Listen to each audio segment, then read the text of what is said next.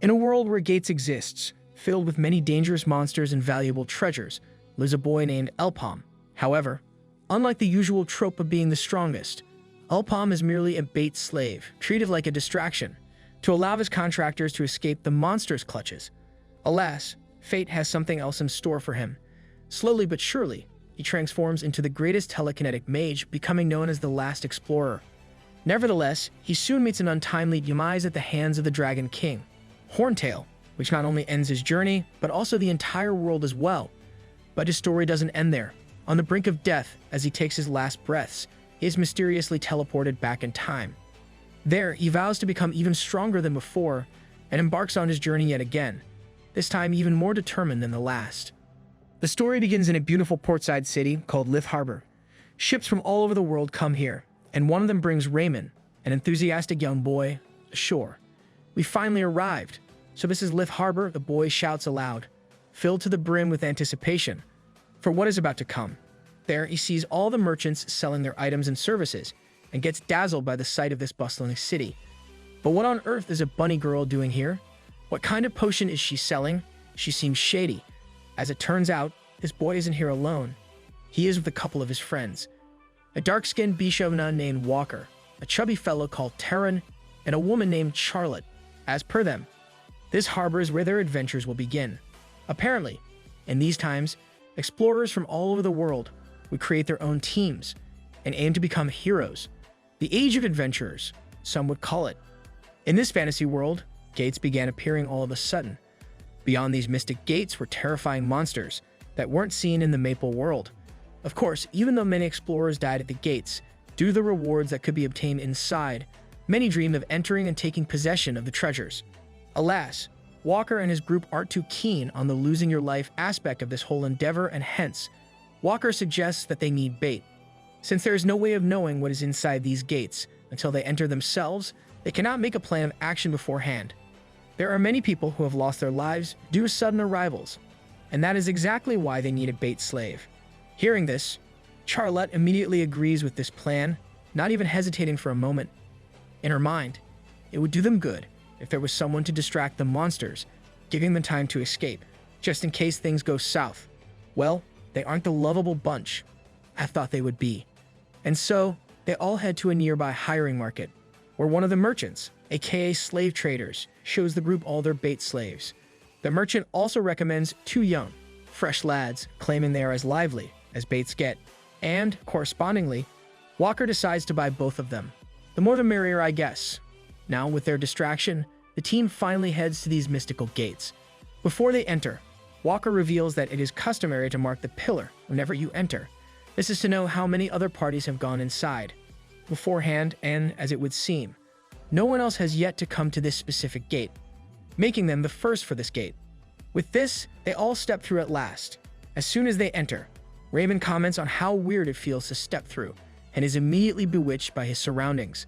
Apparently, it's his first time seeing such a mystical place, and he remarks at how it's a lot different than he imagined. Even the bait slaves are left speechless, but Walker tells them all to relax. As per him, the gate is normally created a distance away from where the monsters gather, so they should be safe for now. However, they cannot leave this place using the entrance gate, and as such, their highest priority is to find the escape gate. However, it appears as though fate has something else in mind for these adventurers. Out of nowhere, Charlotte hears something behind her, and as she turns to see what it is, she has already been devoured by a monster who appears out of nowhere. Seeing this, everyone is left in complete disarray, but that's not all. In the blink of an eye, the group then gets surrounded by a horde of these monsters, realizing that they are in the worst possible situation. Walker takes out his weapon and shoots a fire arrow, managing to kill a monster who devoured his companion and save Charlotte. But that's not all. Understanding something is wrong, he orders the rest of his men to tie the bait slaves to a tree, announcing, "We are escaping from here." Of course, the slaves also beg for their lives, but Terran threatens them with a knife, telling them to shut up. That was just mean. At least let them plead for freedom. Raymond, on the other hand, is left traumatized by all this and ties the slaves to the tree, apologizing for the cruel fate his friends have placed upon them. And so, while the slaves get torn apart by the monsters, the group manages to flee the scene. There, Walker, carrying the critically injured Charlotte, proclaims that their adventure is a failure. Should have bought a few more bait. Maybe that would have helped. He claims that clearing this gate is not of any significance now, and they have to first find the escape gate as soon as possible. All the while, Raymond is losing his mind. All this is just too much for him to process suddenly, but Terran chimes in. He grabs Raymond by the collar, telling him to get a grip. Despite this mission being a failure, they can always prepare and try again. What's important now is for them to focus and not give up, no matter how dire the situation is. "Let's all survive this together," he exclaims. But you know, this all just sounds too good not to be a death flag. As soon as he mutters these words, a monster sneaks up behind him, delivering a blow and crushing his body to a pulp, leaving Raymond crapping his pants. Seeing this, Walker yet again tries to fight off this beast, but this time, he too gets attacked and devoured in the blink of an eye. This just leaves Raymond alive, and paralyzed with fear, he tries to crawl away from danger. Alas, his efforts are futile, and soon enough, he too gets captured. As the beasts slowly begin eating him alive, Raymond shrieks aloud in pain. Just then, he sees a sliver of hope. On top of a tree, he sees one of the bait slaves alive. He reveals that his entire party has already gotten killed and orders the bait to save him, stating it's impossible to escape this place all alone, and he's going to need every hand he can get. However, the bait just stares at him with a blank expression. Seeing this, Raymond gets more and more desperate by the second, and finally loses it. "Don't just look and help me, you bastard," he shouts aloud, and in response, the bait comes down. Nevertheless, with a grin on his face, he explains that it's already too late. The monster has already devoured most of Raymond's body. Now with his last breaths, Raymond finally shows his true colors. He begins condemning the bait, questioning, "Do you think it's going to be different for you?" "In the end, you're next," he proclaims, just as the monster eats him whole and begins marching toward the sole survivor. All of a sudden, the monster speeds up and dashes towards his next prey, and it looks like the bait is left caught off guard. However, that is far from the case. As it turns out, this bait isn't really a slave. He is the main character of this story. With a calm and confident look in his eye, he announces that he won't die. In a split second, he gets into a stance and pierces a hole through the beast's body. As his food lifelessly falls to the ground, he reveals that "the place I died wasn't here." Goddamn, that was pretty badass. On the other hand, somewhere else in this world, a group of adventurers stand on top of a cliff, gazing out into the distance as a horde of flying demons and beasts come their way. Leading the charge is none other than the Dragon King, Horntail. From the looks of it, this group has lost all their allies. The area of Kentorus has fallen, and there is no one left for them to rely on. The Cygnus Knights, the Resistance, the Silent Crusaders, and even the 6 heroes, who were once called the Hopes, are now all in a ditch somewhere. The only one left is the last explorer, Elpam. Hold up for a second. This guy looks familiar. Is this a flashback to the future? Anyway, despite the odds, the group fearlessly marches forward as the Dragon King, along with all his troops, closes in for the impending battle. Elpam orders his men to prepare. "This is our last adventure," he proclaims. "Bro, why do you all keep on spouting out obvious death flags? You're all going to die now." Not long after, the once noisy battlefield is seen in ruins. Flames have burned the forest into ashes, and the only one left standing is Elpam. See, what did I tell you? Having sustained an incredible amount of injuries, he kneels to the ground, surrounded by the corpses of his fallen team. What's more, he sees the decapitated head of the fearsome Horntail in front of him. Alas, all this amounts to nothing. Up in the sky, Horntail is seen regenerating the only head. Elpam barely managed to lop off. All the while, the beast refuses to give up, and yet again heads into attack. Seeing this, he realizes that all of that was for nothing. This is where things finally end. The world and even his adventures with his team. However, there is not a chance in hell that he will let them end like this. All of a sudden, rage overwhelms his entire body, and he furiously punches the ground. Don't joke with me. This is how it ends. He questions with sheer rage on his face. He recalls how everyone sacrificed themselves in order to ensure their victory, but none of it mattered. In a fit of fury, he stands back up, shouting aloud. "I refuse to accept this," he proclaims. As such, he locates the Horntail flying in the sky and claims that things cannot end like this, gathering all his energy into one last attack, his final attempt to make things right. He risks his life to avenge his friends. Unfortunately, His body is at its limit. Before he can unleash the blast, he begins to collapse. Vomiting blood, he begins falling to the ground, giving Horntail the opportunity to finally end things once and for all. Out of nowhere, the beast unleashes a blast of its own, and it hits Elpam, sending him into a dark abyss. There, he asks himself why things ended like this. If he only had more power, he could have changed the outcome. Just one more, if I had just one more chance. Just then, he reopens his eyes and is left completely shocked. As he wakes up from this dark abyss, he's shocked to find himself in a dingy cell, beaten and bound. An angry old man is giving him an earful, but Elpam's more concerned with whether he's alive or not. Slowly, he remembers. This cell, this scene, it's all too familiar. Yeah, we just saw it in the last chapter. He's back in the slave market, but that's impossible, right? The slave market disappeared ages ago, yet here it is. And the merchant in front of him is the same scumbag who sold him 6 years ago, when he was just a bait slave. Meanwhile, the slave merchant isn't at all happy about his merchandise glaring at him and decides to punish him with a swift pounding. However, the only thing on Elpam's mind is that if what he has speculated is true, then I've returned to the past. That day, he returned to the starting point of his story, after getting a bloody nose from his owner. Elpam begins wondering if he might be dreaming, but soon comes to the conclusion that all this is too real to be called a flashback. Even though it is difficult to believe, there is no other explanation. Just then, Raymond and his group come to the market and buy Elpam. And there, he finally realizes one thing.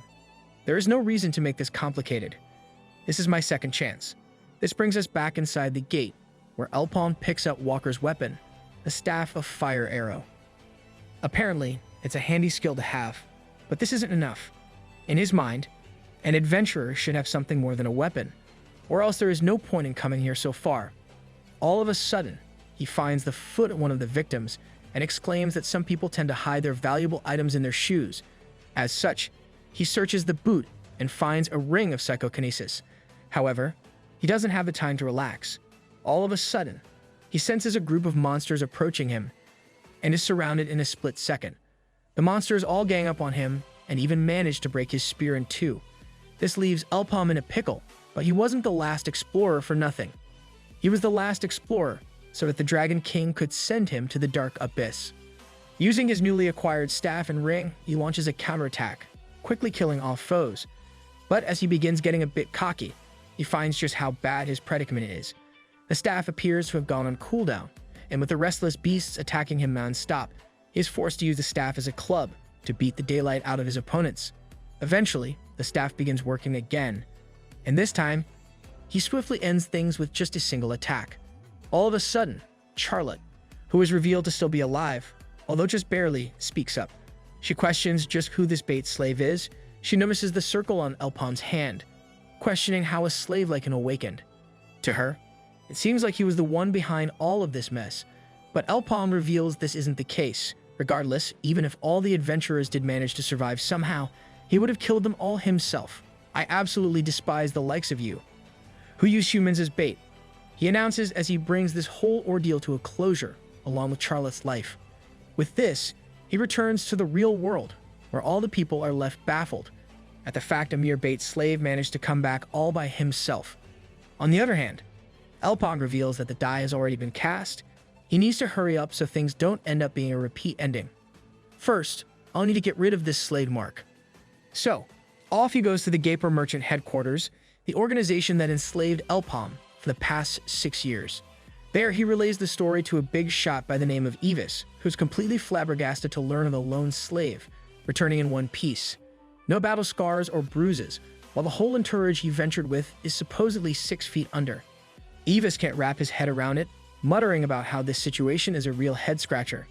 Not only does the guy survive, but he also strolls back voluntarily, instead of making a run for it, like everyone else. It seems those unfortunate souls roped into debt slavery are used as bait over and over, even if they manage to make it back. No wonder folks try to bolt at the first chance. But Elpam?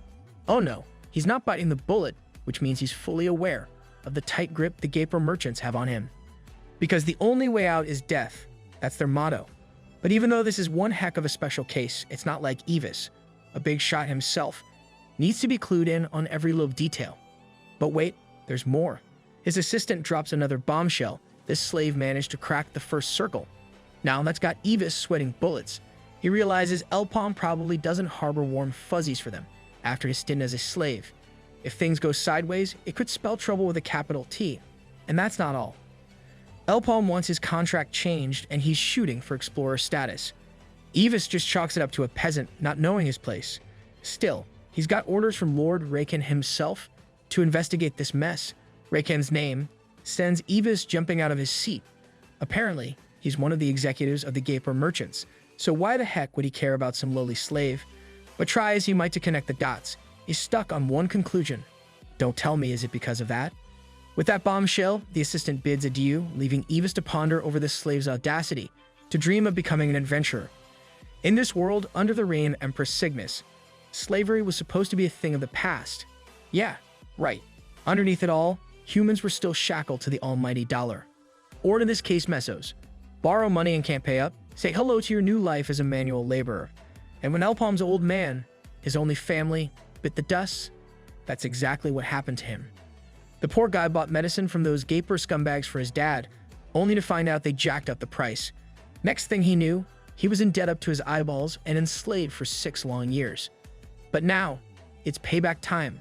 So, Elpam comes face to face with Evis, who's all too eager to dangle a carrot in front of him, offering to bump him up to F-rank explorer and change his contract. But Elpam's not about to dance to Evis's tune. He's aiming for an E-rank. Thank you very much. But obviously, Evis ain't buying it. Elpam hasn't even been ranked by the Explorer Association yet, but Elpam fires back, claiming he's been adventuring up a storm for the past 3 years, hundreds of gates under his belt. To him, surviving is what counts, not how many monsters he's whacked. But Evis isn't backing down either. He's convinced Elpam wouldn't stand a chance in a higher grade gate solo. In his mind, he's thinking, this guy's a certified nutcase.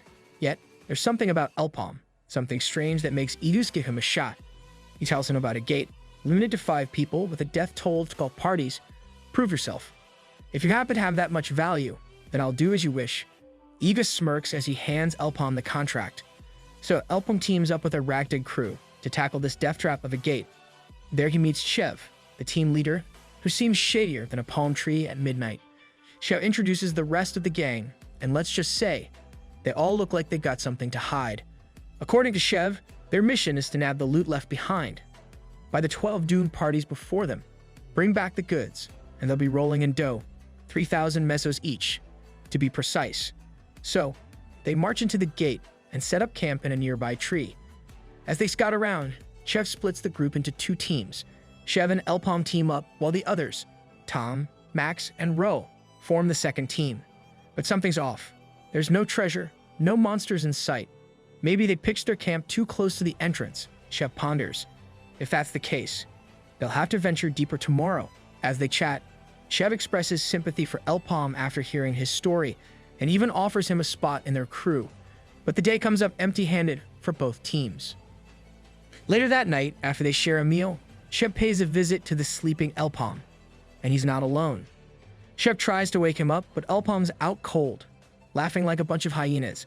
The gang reveals they spiked Elpam's food with a sleeping potion, all for the sake of his fire staff, worth a cool 10,000 mesos.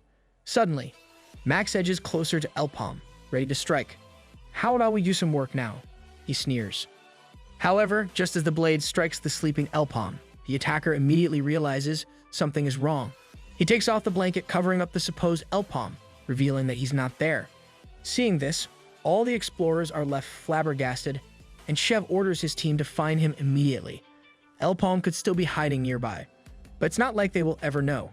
Out of nowhere, a huge explosion occurs, sending everyone flying. This just leaves everyone more and more perplexed. They quickly grab whatever items and rations they can get their hands on and try to flee the scene, wondering if maybe Elpam is the one behind all this. Yeah, no shit, Sherlock. Alas, their escape won't be such an easy feat. As they look beyond the flames of the explosion, they find a huge slime monster in front of them. And that is when Chev finally understands. Elpam, that bastard, used us as bait. With this, the entire team jumps down from their tree base, just as the beast devours it whole. All the while, Elpam is watching the ordeal unfold from a safe distance. He comments on how sloppy it was of the team, claiming that if they wanted to deceive him, they shouldn't have acted kindly towards him. I mean, in a place where 12 parties have already met their end, these people were welcoming to someone who was originally a bait slave, meaning they probably had ulterior motives. Regardless, he's just happy his antics worked, and the boss of this gate is that slime monster. Although he assumed the boss would show itself, due to the traces of corrosion, it's still bigger than what he expected. On the other hand, Shev and the others are running for their lives. Shev explains that they are completely disadvantaged. The monster they are facing is known as Gold Slime, a rare boss monster that cannot be seen in Maple World and only appears in red grade gates. The body of this beast is composed of acid, the worst opponent for melee explorers like them. Just then, he notices something coming their way and haphazardly tells Tom to duck, resulting in them barely dodging a ranged attack sent by the slime. As it turns out, this monster can also use Acid Arrow, a skill that fires off acid from within the monster's body. Hearing and seeing this, Tom wets his pants and goes into a nervous breakdown. With despair painted across his face, he asks Shev if they can even fight against such a foe. As such, Shev suggests that they first escape the monster's range. Apparently, Acid Arrow has a 1-minute cooldown, and they need to use this time to reorganize and find the opportune time to destroy the core that is centered on the monster's head. However, this wasn't something he should have told everyone. Hearing this, Max suddenly gets a bit cocky. Armed with the information that the skill is on cooldown, Max gets an ingenious idea to deal with this boss swiftly. There's plenty of time, leave it to me. He announces as he dashes to kill this foe with a single strike. Not a good idea, if you ask me. Of course, they try to stop him, but to no avail. Max is already midway into his attack. But you know, it isn't always a bad thing to listen to others.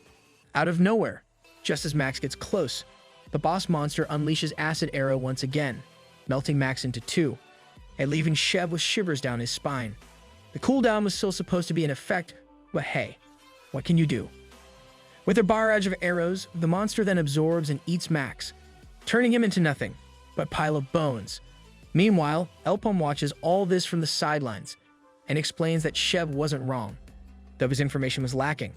The gold slime becomes stronger with the more items it consumes, and as such, the cooldown decreases with its growth.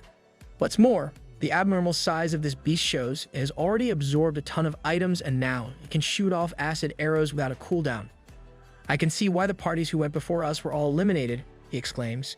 As things stand, the boss is already way beyond the typical level of a gold slime, a foe that the first circle explorers have no chance of defeating. In addition, there are no more items in this gate, meaning the mission is already a failure. Suddenly, Eva's words ring through his mind. Prove yourself, he said. Recalling this makes Elpam give off a chuckle. Back to the monster, who has already killed off its prey, and is now leisurely walking around. Out of nowhere, a huge fire arrow makes direct contact with it, dealing significant damage. From afar, Elpam exclaims, "Not bad." Apparently, he had targeted the monster's core, but wasn't able to go through in one shot, wondering if this is because of magic resistance. Nevertheless, all it will take is more time, and 4 or 5 more shots will do the trick. Obviously, the monster won't just accept death this easily and tries to counterattack, sending a barrage of acid arrows toward its foe. Even though Elpam is able to initially dodge the attacks, the constant pressure slowly starts getting to him. Still, he doesn't falter.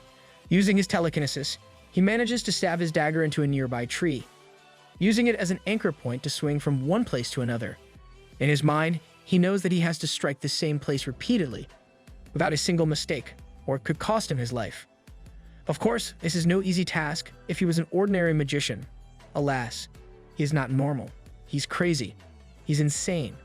It's possible for him, since he titled himself in his previous life as the greatest psychokinesis mage. Eventually, he manages to get into a favorable position and unleashes yet another fire arrow, hitting the exact same spot as before. But that's not all. There are still 3 more shots needed, and hence, he keeps up his antics, quickly going from one place to the next and sneakily attacking. Slowly but surely, only 2 more shots remain for the beast to fall. However, the monster is slowly getting accustomed to Elpam's attacks as well. When he launches another arrow, the boss manages to dodge it, leaving Elpam surprised at the speed of this slimy blob. Alas, it is of no use. Using his telekinesis, he just changes the blast's trajectory, finally exposing the core fully. And so, he then decides to end things once and for all. At high speed, he closes in, claiming he only needs the last one. On the other hand, the monster already suspected this was coming and prepares to crush Elpam with its limb when he gets close enough. Obviously, one of the greatest explorers won't fall for such a simple tactic, and he, using his telekinesis powers, is able to easily evade getting squashed. With this, he gets into his stance and unleashes Fire Arrow once more. In response, the gold slime tries to protect its core, willingly sacrificing its arm to achieve this goal. But all of his efforts are futile. Elpam just gives a sinister grin and changes the trajectory of his blast, making it go around the enemy's hand and making direct contact with the core. Consequently, the core begins to shatter, resulting in the slime monster exploding and oozing out acid. Not wanting to be turned into a pile of bones like Max, Elpam tears himself away from the acidic explosion and reaches safety on top of a tree, where he sees the destruction caused by the aftermath of his battle. As things die down, our hero then steps back onto the field, which has been destroyed by all the acid, and he begins scouting out the surroundings. There he finds something that catches his eye and retrieves it, revealing this item to be the monster's core. However, as soon as he grabs hold of it, the core begins radiating a huge amount of power. This power then forms a red barrier around Elpam as he gazes intently at this orb. Anyway, this marks the end of the mission, and he once again retreats back to the Gaper merchant's base, where he once again has a meeting with Evis. Upon seeing him come back from this fearsome gate, Evis comments on how Elpam isn't the big mouth he assumed he was. Also, this time, he's the only one to return back, that too, without any of the items that he requested. To this, Elpam reveals that he was paired up with a bunch of beginner hunters, and they conjured up a scheme to steal his items. Because of this, he separated himself from the group. During that time, they all met their end after encountering the gate boss.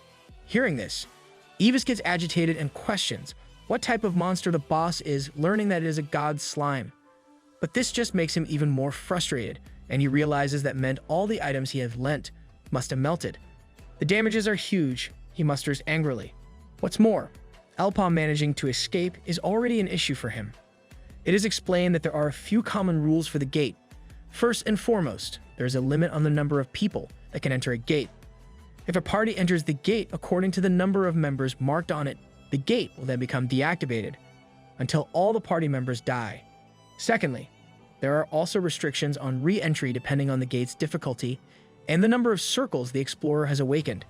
The color of the gate's difficulty can be known by the color ranging from red to purple. What's more, someone with a higher circle than the gate's difficulty cannot enter. Lastly, there is only one opportunity to clear the gate. This rule is the most obstructive in clearing gates because even if one of the entry party members manages to live and escape, the gate will disappear, and it would be impossible for them to enter again. As long as an explorer who entered the gate doesn't die, there is no other opportunity. These gates are pretty extreme. Regardless, in Evis' eyes, the gate is already long gone. He knows that a gold slime would have been too much for a first circle explorer to handle on his own. As such, he remarks on how Elpam was just barely able to survive. In addition, seeing as the gold slime melted all the items, it is understandable that he was unable to retrieve any of them. But whatever the reason may be, it means that Elpam has failed. However, it seems that Evis is too hasty in jumping to his conclusions. Elpam isn't done talking yet. Out of nowhere, he pulls up his sleeve, revealing another circle has been unlocked and that he has eaten up the gold slime. As Evis processes this, he freaks out and is left speechless, whereas Elpam just claims, "I think I proved myself with this." And so he now wants to be an E-rank explorer, just as he was promised. But Evis is left highly impressed with Elpam's feats. With a face filled with greed, he comes closer to him, stating they will go with D-rank instead. Hell, he even treats Elpam as a C-rank if he works with him. Normally, treating someone as a C-rank who hasn't yet reached the third circle is suicidal, since the rank of an explorer is greatly influenced by their circle. The difference between circles is glaringly obvious, you see. However, Elpam is not your average guy. Awakening a circle using a magic stone isn't something your average Joe Schmo could do. Moreover, Elpam possesses survival instincts and overwhelming talent. Not only did he awaken the second circle just after awakening the first, but he had done it in record time, something Evis had never ever seen before. I need to have him, he thinks. On the other hand, Elpam is just relieved that Eva's attitude towards him has improved much faster than he expected. Well, that much is expected, especially considering that there isn't much time left for the first red grade 100-man gate subjugation. Apparently, this was a huge event that the merchant groups and guilds of Lith hosted and attracted the interest of the locals. Naturally, this made Gaper Merchant interested as well. And for Elpam, this is especially handy. It will only help him advance his plan even faster. But there is something he needs first. He asks Evis to lend me some mesos, a request which makes Evis furious. Like the Joker said, if you're good at something, never do it for free. According to some people, gates were the things that opened the age of adventurers. However, unbeknownst to them, it was all a trap by the Black Mage. Because of this, many explorers lost their lives at the gates, resulting in humanity's potential slowly eroding away. And then came the last day, when countless monsters that were waiting for their time began pouring out from the abyss. And so, humanity was ultimately defeated. What's more concerning is the fact that this last day is only 3 years from now, a future that isn't too far into the distance. Hence, Elpam has to act fast. After getting what he wanted, he takes his leave from the Gaper Merchant base. As he walks away, he comments on how his funds aren't enough, though they will suffice at least as a start. He reveals that the subjugation fate discovered this time is a red grade gate, meaning only second circle adventurers and below are allowed entry.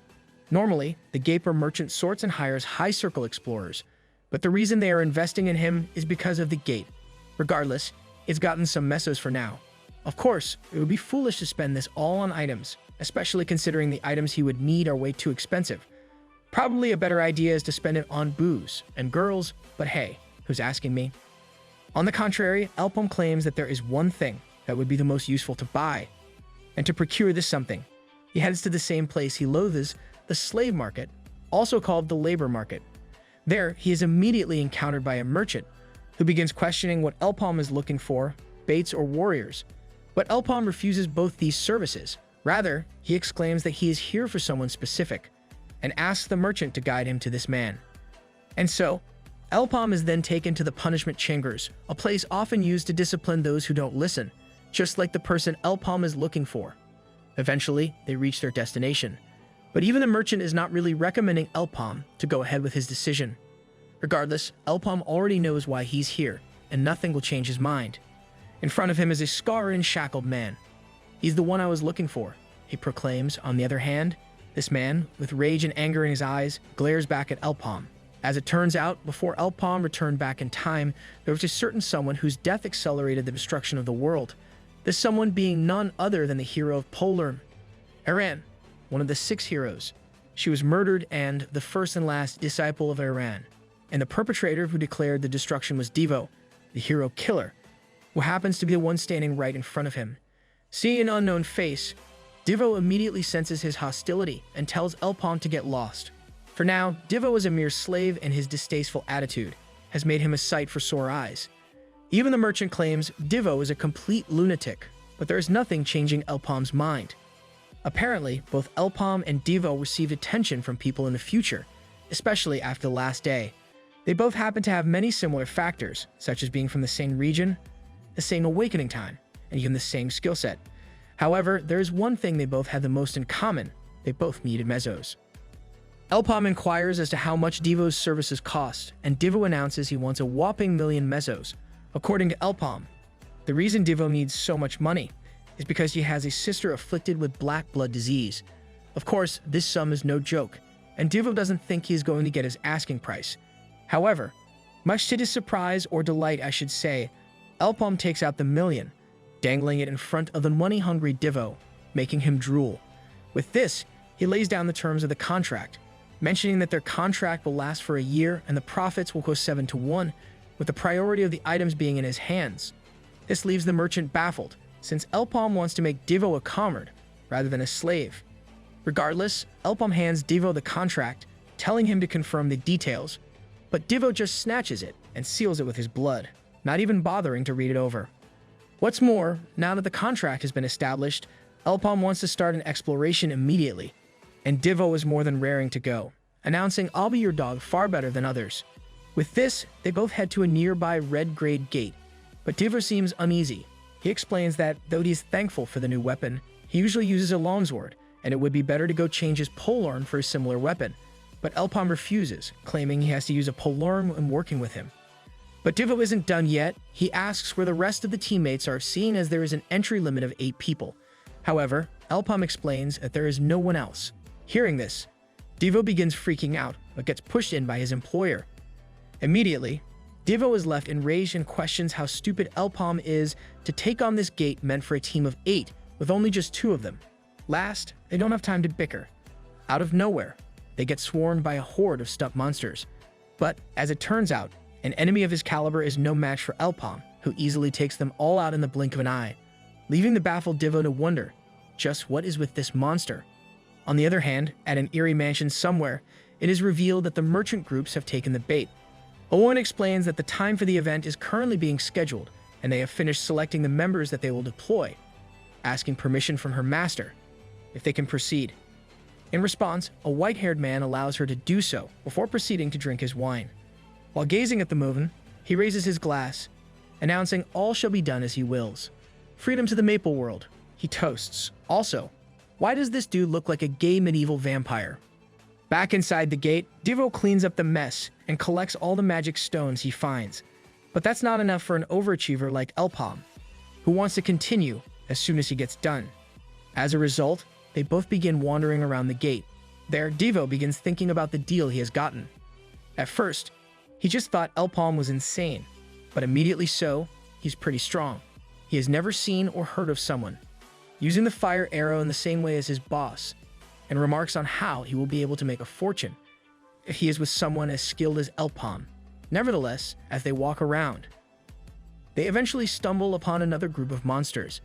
Divo scouts out the enemy numbers, finding there are 9 stumps in front of them, a number that's just right according to Elpam. Of course, Divo asks what Elpam means, but in turn, he's just given a death stare.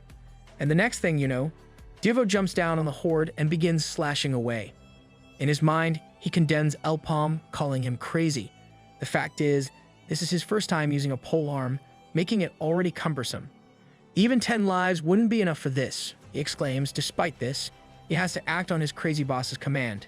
Meanwhile, from the sidelines, Elpam is watching Divo's sloppy work, knowing full well that this pole arm is the weapon that will make his comrade the strongest. To him, there is no need to doubt his talent, since he was chosen to be the disciple of the pole arm hero Aran, and just like he has suspected in the blink of an eye, Divo starts getting the hang of it. One after the other, he slashes down the monsters, even getting a compliment from the blank-faced Elpam, who is surprised that Divo is so strong, despite not having the first circle awakened. Just then, out of nowhere, the ground begins to shake. Thinking it is an earthquake, Divo is forced to stop.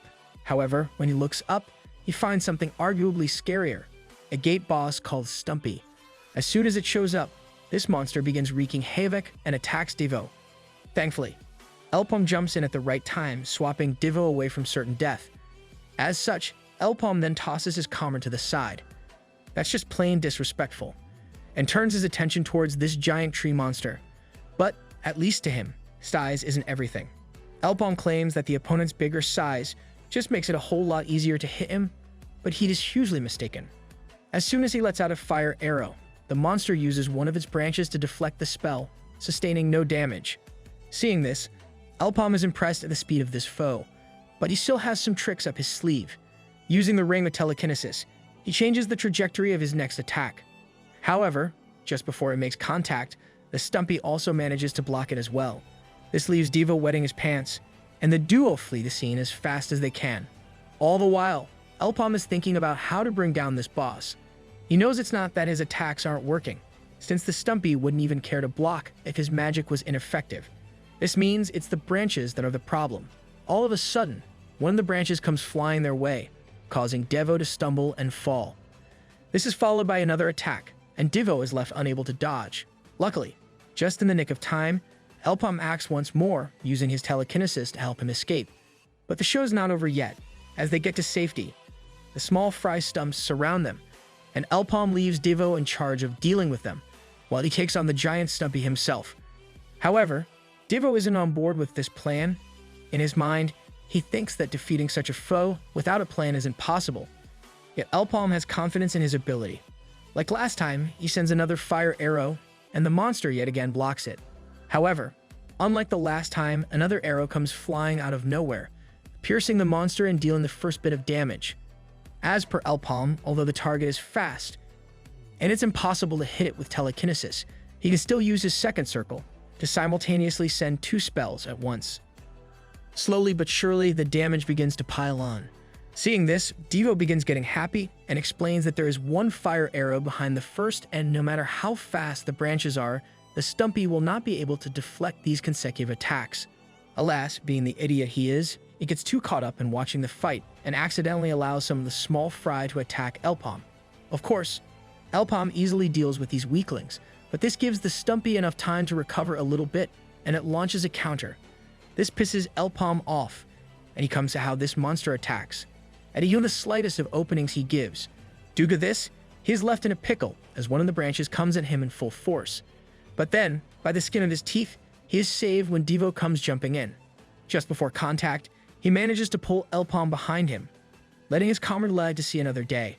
In return, he wants no nonsense about how he let those small fries get away. Seeing this, Elpam gets excited as well. With a sinister smile, he powers up as well, questioning if Devo is finally getting used his new weapon. And, upon his agreement, then let's go, he announces, moving in to end things. And so the two join forces and combine their strength to take on this massive tree. While Elpam attacks from a distance, sending repeated fire arrows one after the other, Devo goes closer to get in range for his melee strikes, and their plan seems to be working. The monster, unable to keep up with the two, slowly starts getting pushed back. Of course, it won't take a beating without retaliation, and hence, tries to counterattack. He attacks Devo from both sides, but our heroic duo's teamwork has already gotten so strong, you wouldn't think this is their first time fighting together. Devo manages to escape the blow and instead chops off a few branches in the process. However, all things must come to an end. Just when he thought he had gotten away scot-free from his blind spot, one of the branches makes direct contact with him, dealing significant damage. This leads to him vomiting up blood and flying. Using this as its chance, the tree monster tries to eat Devo in one gulp, but luckily, Elpam is right there and won't allow it. Thanks to his telekinesis, he is able to swoop Devo away from danger with a boulder, but the beast doesn't back up. Rather, it keeps on the pressure, destroying the platform Devo is standing on. Obviously, even for one of the strongest explorers, fighting and protecting someone at the same time is a bit too much, but not troublesome enough. Using all his might, Elpam controls many boulders, allowing Devo to jump from one step to another to avoid getting smashed to pieces. Eventually, they both manage to get into a favorable position, and Elpam gives the order to end this battle. Let's finish it, he proclaims, and Devo moves to stand the opposite in the eye, leaving his pole arm lodged and forcing the boss to shriek in pain and back up. Alas, this results in Devo falling down and crashing into the ground, though he seems to be fine. Without a moment of hesitation, he goes in for the kill, jumping towards his blinded opponent. At that moment, Elpam assists his comrade, sending his lodged weapon into his hands, and Devo makes all these efforts count. Here's the dessert, he shouts aloud as he stabs the monster's second eye, leaving it permanently and completely blinded. However, by the look of it, even being partially disabled isn't enough to stop this Stumpy. Talk about being motivated. Not wasting a single second, the monster goes to eat Devo as revenge for his eyes. But just as the situation seems dire, Elpam arrives. In the nick of time, he is able to send 2 fire arrows directly into the monster's mouth, setting it aflame from the inside out.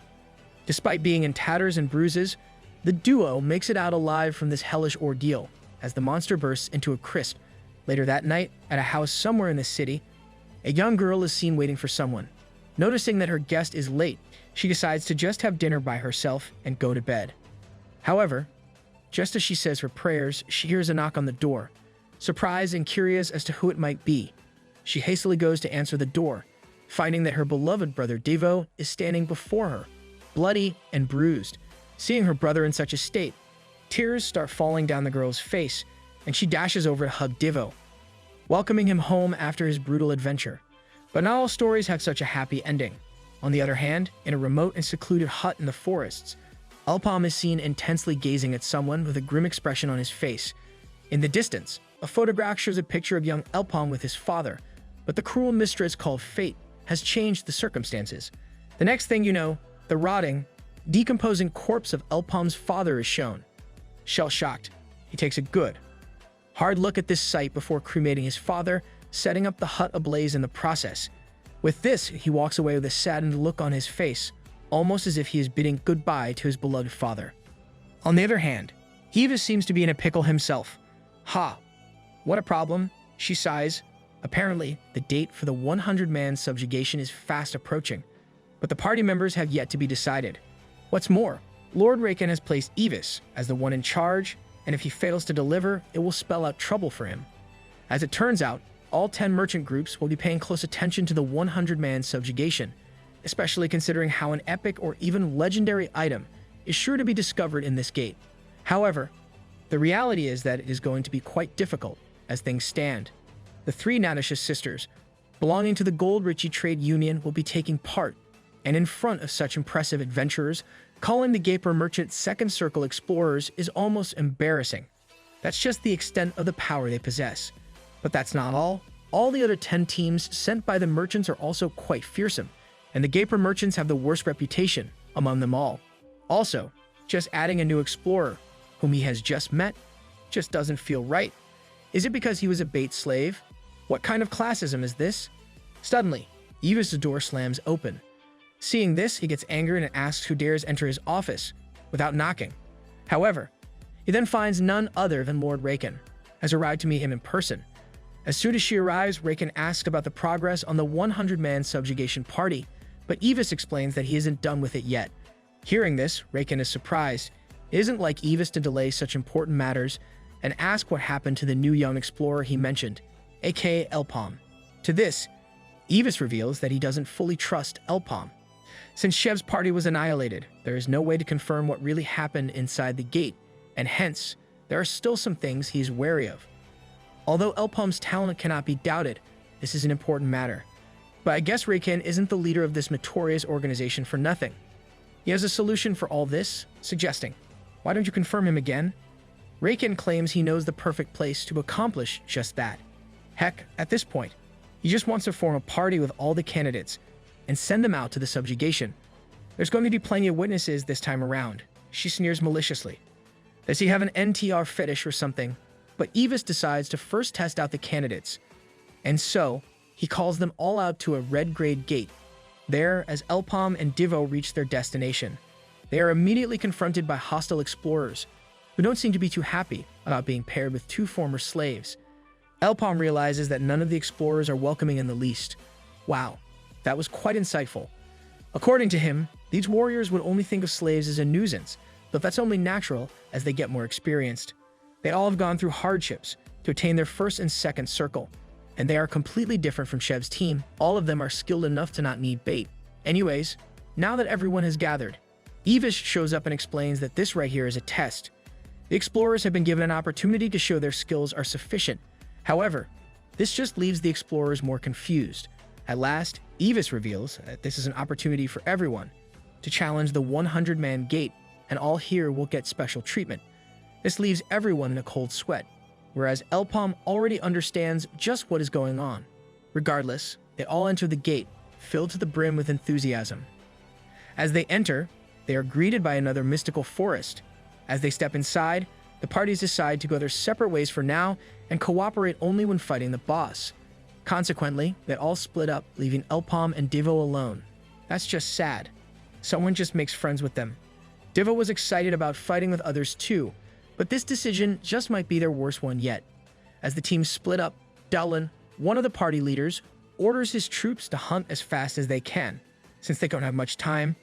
Just then, they happen upon a lone monster, a green mushroom. Not thinking much of it, Dallin uses his skill, Energy Bolt, to fry the monster alive, commenting on how boring all this is. But as the dust from the attack settles, he is left perplexed after seeing the beast is completely fine. Dazzled, he thinks that maybe this monster is just resistant to magic and orders his melee fighters to attack instead. However, before he knows it, his entire group gets completely surrounded. With this, a long and gruesome fight takes place, and the explorers eventually manage to get out on top, though they are left exhausted. Just having one of the toughest fights of their lives, Dallin's teammates question what they should do in this situation. The monsters are obviously way stronger than they expected. To this, Dahlin conjures up a plan. If things continue like this, it will become difficult for them to fight off these large numbers. Hence, he suggests that they call the truce off and go directly to the boss instead. And Elpam knows this is exactly what the majority of the teams will be thinking. Apparently, he and his comrade already face such a circumstance, and Divo is left panting heavily, trying to catch his breath. Nevertheless, Divo is fully on board with the plan and is raring to go fight the boss. But it doesn't look like they both are on the same page. Though Elpam said everyone would be setting their sights on the boss, that isn't his plan of action. He wants to exterminate all the other mobs instead. According to him, killing the boss isn't the only factor in the evaluation, and mobbing skills are included as well. Moreover, since there will be a lot of competition to kill the boss, the fight could end up being dangerous, and the adventurers might even oppose them. And that's not all. At the end of the day, Elpam just gets a bad scent from this gate and wants to stay careful. On the other hand, back at Dahlin's group, they manage to find the escape gate, but that's where their good luck ends. Out of nowhere, one of the members starts laughing like crazy. Of course, Dahlin tries to shut him up, fearing that his laughs might attract monsters. However, when his orders aren't enough, he grabs his subordinate by the collar, horrified to see the expression on his face. Suddenly, purple mist engulfs the group entirely, and Dahlin realizes that they have all been breathing in poison. Of course, this isn't the situation he wants to be in, and he begins running, announcing, "I have to get out of here." But all of his efforts are futile. Before he can reach the escape gate, a giant mushroom monster sneaks up behind him, secreting more and more of the poison mist. Ultimately, the poison begins taking control over Dahlin, and he too begins laughing maniacally. Meanwhile, Elpam and Divo continue their mob hunting endeavor, or rather, Divo is the only one fighting, since Elpam hasn't lifted a single finger today. All of a sudden, Divo then spots a flare-up in the sky, informing everyone to gather up. As mentioned before, the signal was supposed to gather all the parties, in case someone finds the boss, but Divo never really thought anyone would actually do it. Nonetheless, all the teams gather, and as soon as they arrive, Elpam notices that one team is still missing. Anyway, now that most of them are here, one of the leaders starts explaining the situation. He reveals that his team has found the boss monster, and they have also confirmed that Dahlin's party has been annihilated by the beast. As it turns out, the boss in this gate is a mad poison mushroom. Godin, just look at the face of this thing. Somebody wasn't loved when it was a child. Hearing this, all the explorers lose their minds. They begin gossiping amongst each other, commenting on how they have no way of attacking such a foe. In their minds, it would be better if they just give up on the subjugation and escape. All the while, Divo is just confused. He asks Elpam if this mad poison mushroom really is such a dangerous opponent. However, Elpam is busy processing all this information. As per him, this poison mushroom is the worst boss monster they could have encountered. Of course, in doing so, he completely ignores Divo, who gets more and more agitated, but that's neither here nor there. Elpam explains that fighting such monsters in close quarters combat is a bad idea, due to the spores it releases. Hence, it is impossible for them to seize either number advantage. Their only chance of victory is through ranged attacks, but that too is easier said than done. The mushroom's defense and speed are beyond imagination, so ordinary attacks will do no damage. With this, the group leader chimes in, claiming that the boss is still currently right in front of the escape gate, and it's impossible to escape without encountering the boss. But Divo isn't sure about all this. In his mind, he is confident in Elpam's ability, but Elpam just tells him to shut up. Instead, he fuels the flames of fear within the adventurers' hearts, claiming that not even his fire arrows will be able to leave a dent on this beast. He even mentions that the normal mobs are tougher in this gate, meaning the boss is going to be easily hard to deal with. But despite all this, he still has a plan. His team will act as the bait. 50,000 mesos per person. There are 30 of you, so that will be a total of 1.5 million mesos. He demands this payment, announcing that if these conditions are met, then we'll be your bait. Obviously, Divo isn't really too keen on this idea, but neither is the leader of the parties. He tells Elpam to shut his mouth. According to him, this isn't an opponent against whom bait would be useful. Even if they trust these guys, they would die immediately if the bait is incompetent. A slave is nothing but a nuisance in a high-level gate, he exclaims. Moreover, he doubts the skills of Elpam's team, reminding him that Divo is just trash that hasn't awakened his first circle yet. If so, what could this ragtag team even achieve? Hearing these insults, Divo begins losing his mind, but Elpam holds him back. asking if anyone else has another plan. Of course, since they lost the signal, no one had any good plan of action. He also corrects the man, explaining that Divo has awakened his circle. Just then, another leader joins in. She agrees to pay the 50,000 mesos per person if they become bait. However, she does not have the funds to pay them right now. But Elpam turns out not to be a stingy guy and happily lets them pay once they get out, telling the others to just consider themselves sacrifices if they fail. But his ideas will only come to fruition if every single one of them agrees to pay out. And ultimately, they are forced to do just that. Later that day, as the poison mushroom is feasting on the corpses of yet another fallen team, Elpam and Divo lead the distraction. Good to see they have at least some protection for their poison. Elpam unleashes a flurry of arrows, explaining that they will attack once the monster locates them. Of course, that doesn't take long, considering how it was just shot in the head and it dashes towards its attackers. And just when the monster chases after the duo, the rest of the explorers make a break for it, activating the escape gate and trying to flee as fast as possible. Meanwhile, Divo and Elpam get their path obstructed by a bunch of small fries, but Divo easily takes care of all of them. Alas, this causes him to stall behind for a moment, allowing the poison mushroom to catch up. But that's when Elpam joins in on the fight. Using his fire arrows and telekinesis powers, he constantly changes the arrow's trajectory, launching attacks from all angles. But this isn't enough to bring down this boss monster, who easily evades all the blows and slowly makes up ground. Thankfully, just before the beast catches up to them, they find a small rock face and jump into it, barely avoiding the monster's attack. But as it turns out, this is all a part of Elpam's plan. As they fall down to the river, Elpam aims directly at the poison mushroom's head, making direct contact when it least suspected it. Nevertheless, they both end up falling down and getting washed away by the river's current.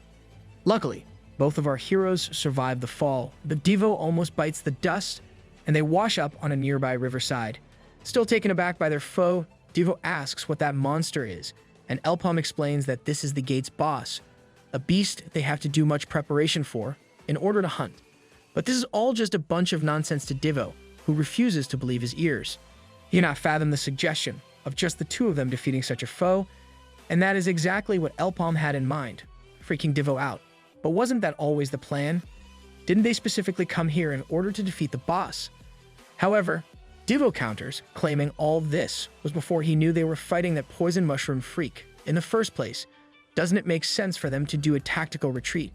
That's just cowardly behavior, if you ask me. To him, the job is already over, since they have allowed the others to escape. I mean, how are they even supposed to fend off enemies, whom they cannot even harm? But none of that worries Elpam, who argues that now that their competition has gone away, it's the best time for them to attack. In addition, they managed to get some extra cash on top and asked if Divo was planning on breaking the contract. Ultimately, Divo gets convinced, but not before asking, "Do you really have a plan to defeat it?" On the flip side, the rest of the explorers managed to make it out alive. Seeing this, Evis is left confused, thinking it is way too early for this 40-man subjugation to end.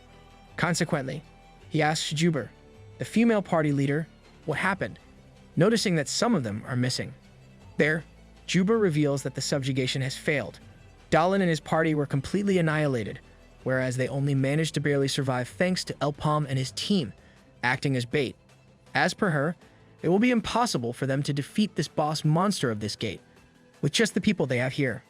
Hearing this, Evis grows annoyed and gives off a scowl, but Judger stays steadfast, revealing that the boss monster is a mad poison mushroom, infamous for its ferocity. In that situation, they had no other choice. Hearing this, Evis immediately makes the decision to pull back. However, Juber questions this decision. She claims that since the gate is still active, it means Elpam is still alive inside. But that is of no concern. Just like Juber said, the boss is a fearsome foe, and it is only a matter of time before he and Divo bite the dust. He suggests the adventurers wait for their so-called comrades if they want to, but he has more important things on hand. As such, he takes his leave, thinking that no matter how tough the opponent was, there was no need for mediocre people who would bring him such results. What I want is someone who can overcome that, someone who can make the impossible possible. Asking for a bit much, aren't you? Back inside, Elpam is ready to go on the offensive. From atop a cliff, he aims his staff and unleashes a fire arrow. According to him, the boss this time is much more reliable and faster than any other he has faced. What's more, its poisonous character makes it even more difficult to fight. In such circumstances, there is no other choice than to create distance and attack the overwhelming power. Alas, at this stage, it is impossible to carry such force from the staff, but he can use his telekinesis to make the arrow spin. The attack potency will increase. Inspired by a bullet, this is the only skill that he can use to win against this monster, naming this technique a revolver. Out in the distance, this revolver hits the target directly, leaving behind a gaping hole in the mushroom's body. Apparently, Elpam was aiming for the core, though he hoped to be slightly off with his aim. But this is just an opportunity for the mushroom, who immediately begins its counter. In response, Elpam lets out a few more revolvers, but doesn't manage to make contact. As it turns out, it isn't easy to control the trajectory while aiming the revolver, not to mention the cooldown issue. Consequently, he needs to end this, all before the beast can make its way up the cliff. And to make sure their plan works out, Devo is stationed right beneath, ready with a booby trap. As soon as the boss gets close, he pulls out a rope, tripping the poison mushroom and forcing him to fall into a swamp. This causes the monster's movements to be hindered, allowing Devo to land a cheeky blow, dealing significant damage from far away. With this, he then provokes the foe even more, challenging it to come get him. "Why don't we tussle around in this fine air?" he mocks the beast.